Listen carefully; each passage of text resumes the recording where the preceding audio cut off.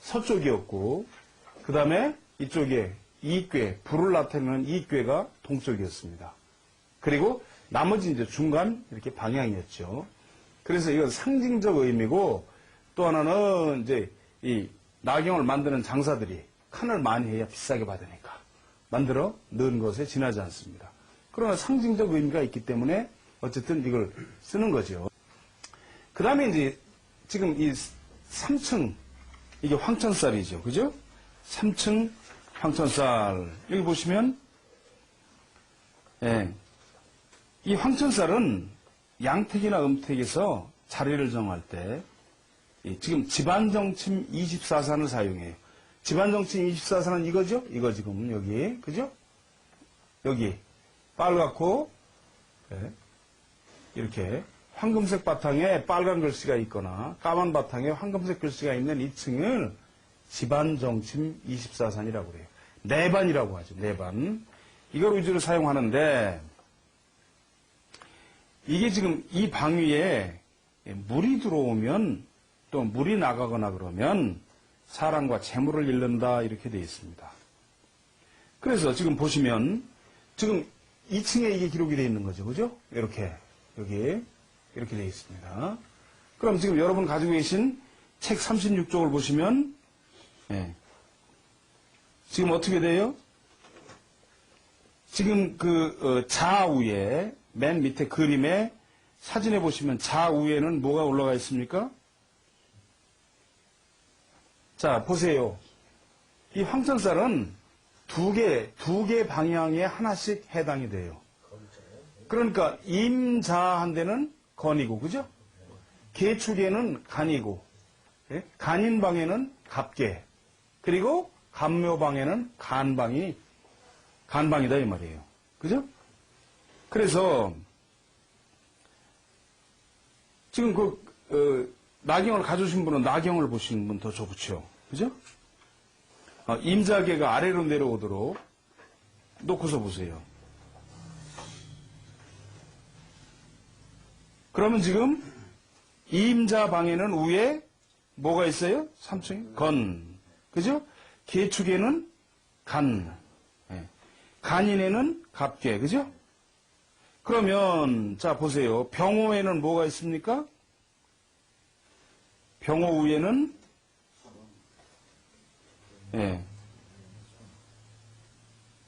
그렇죠. 병호 위에는 손이 있죠. 그와 같이 지금 37쪽에 보시면 황천살 표가 있습니다. 이거. 그런데 이 표가 문제가 아니라 여러분 가지고 계신 나경의 3층에 보면 이게 지금 다 표시가 돼 있다 이 말이에요. 그죠? 돼 있는데 이건 좌를 기준으로 하는 게 아니라 향을 위주로 한다 이 말이에요. 향을 위주로. 그러니까 자 보세요. 지금 자좌 오향이란 말이죠. 자좌 오향을 썼다 그러면 지금 어디가 황천살이 돼요? 건방.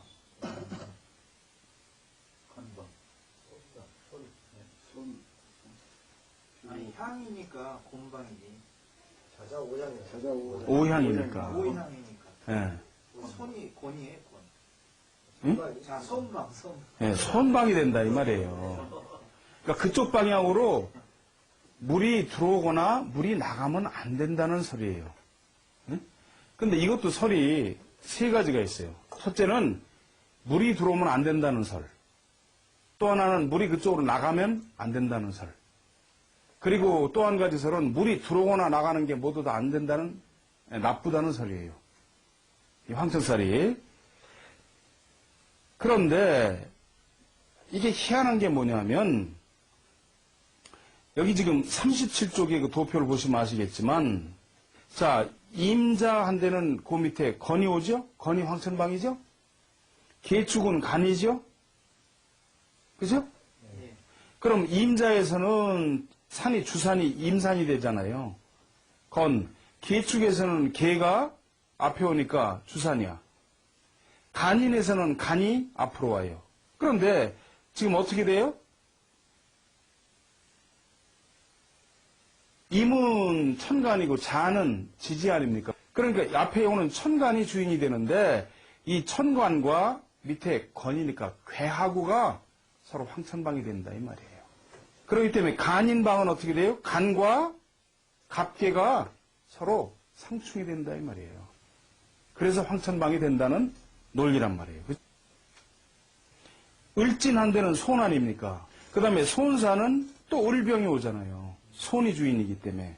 그래서 그 천간과 말하자면 이 주역의 괴, 이 팔개와 서로 이 부딪히는 내용이 바로 황천방이 된다 이 말씀이에요. 네, 그러니까 향을 위주로 해요. 향을 위주로. 황천이라는 게 사람이 죽으면 황천 가는 거지 뭐야. 네? 그래서 원래 그럼 내용이 이렇게 되면 재물도 있지만 사람도 잃는다는 그런 의미에서 이걸 황천살이라고 그래요. 근데 실제로 봤더니 굉장히 잘 쓴 묘, 그 후손들이 잘된 집안에도 이 황천방으로 물이 들어오거나 나가는 거는 부지기수로 많더라 이 말이에요. 부지기수로. 응? 그래서 크게 저는 이거를 크게 이렇게 신뢰를 하질 않습니다. 그리고 여기 지금 38쪽으로 넘어가서 보시면 이 12운성표가 있잖아요. 그죠? 근데 이게 지금 식간을 위주로 되어 있는데 보세요. 장생, 목욕, 관대, 걸록, 제왕, 쇠, 병, 사, 묘, 절, 태, 양으로 되어 있단 말이에요. 그런데 그 밑에 보세요. 병향하고 오향. 그 지금 38쪽 아래 그림을 보세요. 나경. 병, 오가 나란히 붙어 있죠? 그럼 병이 향이 되잖아요. 그럼 병이 향이 되면은 어디가 황천방입니까? 손이죠. 네. 자, 손인데 그 손은 아래에서 어디 중간에 있나 보세요. 24산에서. 사하고 진하고 사이죠? 네.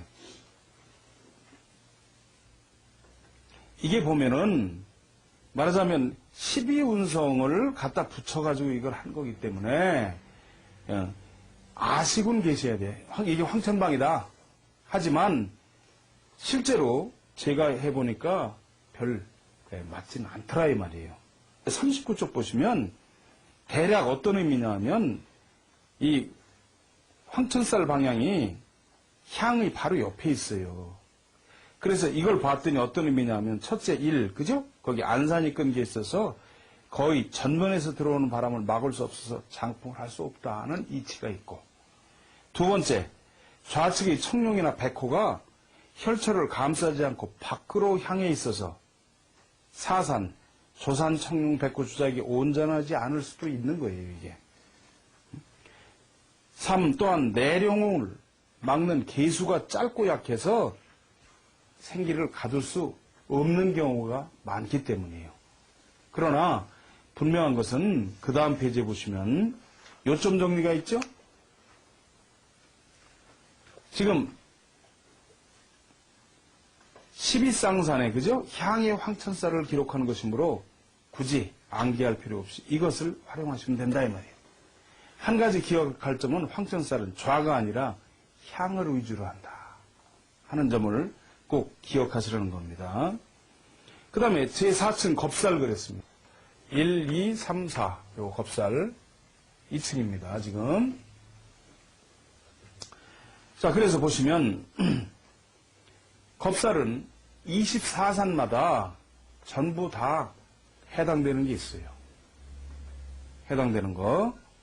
그래서 지금 거기 보시면 여러분 가지고 계신 나경에 보시거나 또는 41페이지 24산 겁살 방위표를 보시면 다 나와 있습니다. 그 병좌일 때는 그 위에 겁살이 뭐예요? 40페이지 그 사진 밑에 사진 보시면 신이죠. 예? 병좌 같으면 병좌 임향이 되죠. 그러니까 신 방향에 겁살이 있으면 안 된다 이 말이에요.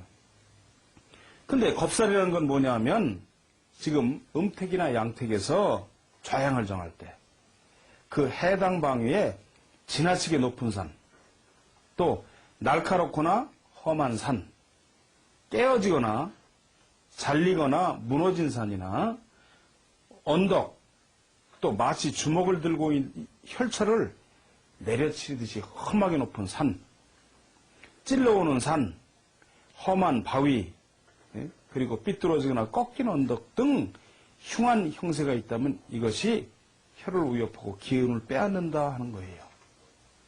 그리고 양택에서는 이 내용이 있습니다만 40페이지에 지형지세뿐만 아니라 큰 건물의 모서리, 그죠?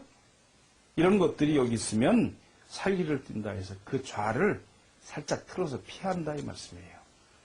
그런데 우리나라는 황천방을 중요시 하는데 이 다른 동양권 나라에서는 황천방은 별로 따지질 않고 겁살을 굉장히 위주로 따져요.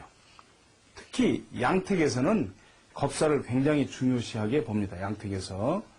그러니까 일본 같은 데서도 말하자면 이 겁살을 위주로 하죠. 일본은 음택이 없으니까 다 화장해서 그냥 묻어버리니까. 그죠?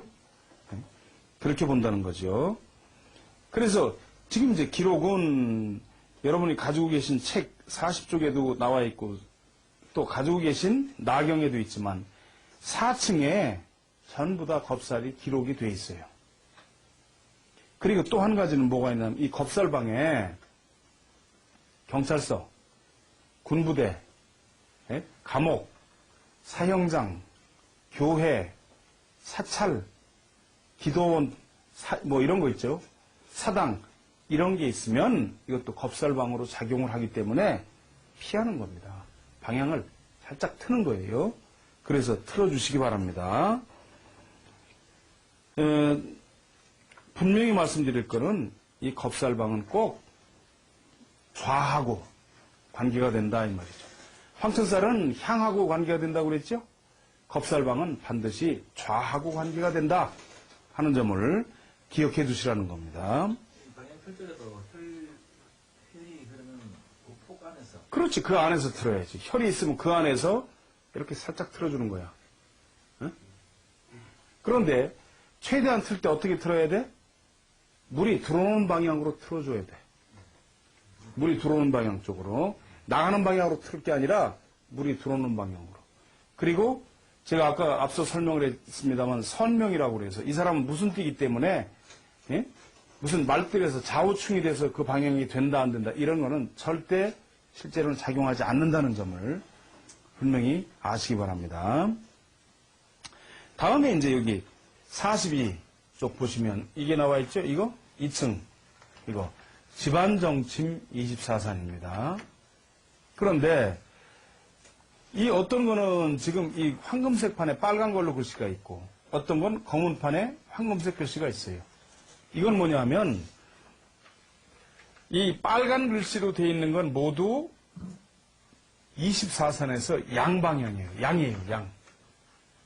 그리고 검은 바탕에 있는 건 음이에요. 음. 그러니까 이 24방에도 음양이 있다 이 말이에요. 음양. 그래서 여기서 정음정양지설이라고 하는 게 있어요. 이게 뭐냐면 양방향으로 내려온 용은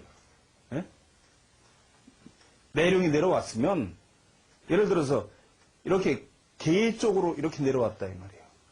이렇게 되면 양방향의 좌와 양방향의 향을 잡는 것이 좋다는 소리예요.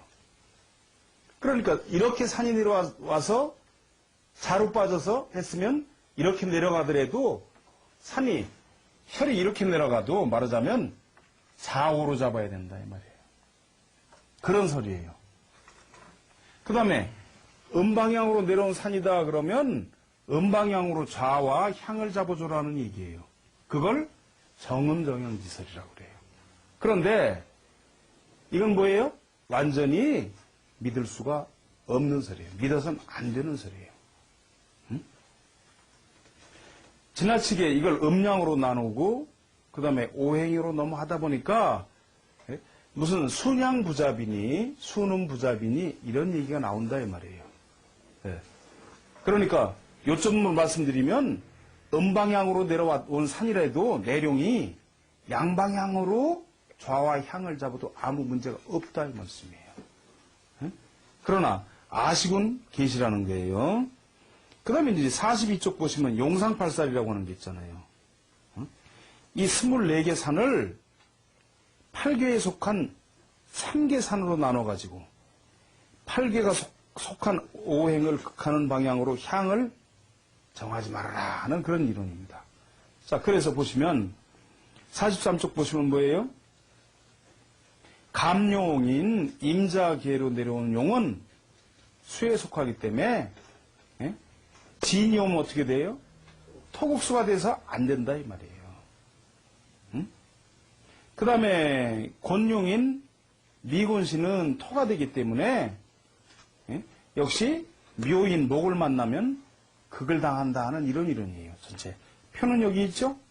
하지만 여기 요점 종류가 있죠. 사용자에 따라 다르지만 이설이 지나치게 명리학적 이론에 그것도 당사주 이론에 의존했기 때문에 이거는 신뢰치 않는 사람들이 더 많다는 말씀이에요.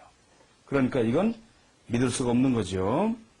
그 다음에 이제 43쪽, 44쪽 보시면 24방에다가 24절기를 대입한 겁니다. 그래서 지금 나경을 가지고 말하자면 딱 가운데 놓고 좌우를 맞추면 그때그때 태양이 뜨는 방위가 나와요.